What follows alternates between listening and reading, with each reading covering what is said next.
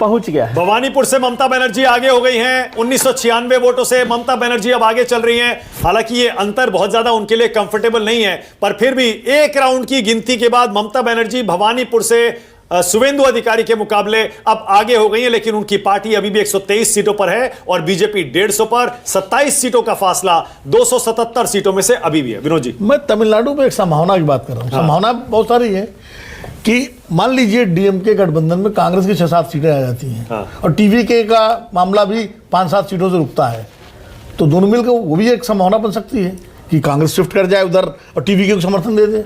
तो और डीएमके, हाँ ये भी हो सकता है। मतलब वो फिर विजय के अपने सेकुलर क्रेडेंशियल से बचे रहेंगे और कांग्रेस, मतलब चूंकि कांग्रेस में भी विजय के कुछ हितैषी हैं, वो तो उपाध्याय चले गए हैं। मतलब विनोद जी, आप मैं खाली वैसे तो नहीं संभावना इशारा भी कर रहे हैं कि विजय चाहेंगे कि वो किसी के साथ ना जाए, ना वो एडीएमके के साथ जाए, ना वो डीएमके के साथ जाए, ना बीजेपी के साथ जाए। कांग्रेस के साथ जाए उनको सूट करता है। बीजेपी के साथ, बीजेपी एडीएमके के साथ है, एक संभावना सबसे उसी की बनती है क्योंकि केंद्र में सरकार है बीजेपी की, सब कुछ साधन संसाधन सब है और उसका फायदा भी मिलता है किसी भी स्टेट को। अगर आप केंद्र की सरकार के साथ एक मैत्रीपूर्ण संबंध रखते हैं तो एनडीए सूट करता है उनको।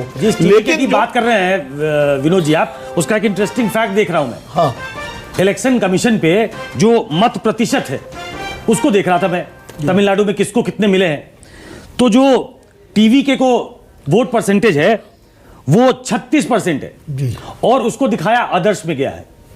इलेक्शन कमीशन के ऑफिशियल वेबसाइट पे वो अदर्स है और जो वहां की पार्टियां है एआईडीएमके जिसको 24% वोट है, पीएमके तमाम पार्टियों का है, लेकिन टीवी के अदर्स में 36%। वो इलेक्शन कमीशन की रजिस्टर्ड पार्टी अभी रीजनल रजिस्टर्ड पार्टी नहीं है ना, इसलिए उसको अदर्स में डाल रहे हैं। अच्छा, अब ये देखिए जश्न शुरू हो गया है, सेलिब्रेशन, जश्न की तस्वीरें न्यूज़ 24 पर आप देख रहे हैं।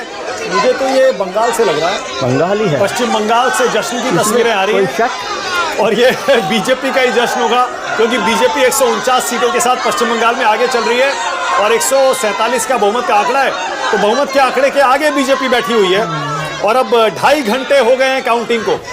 अब ये नतीजे या रुझान स्टेबलाइज होंगे, थोड़े स्थिर होते जाएंगे।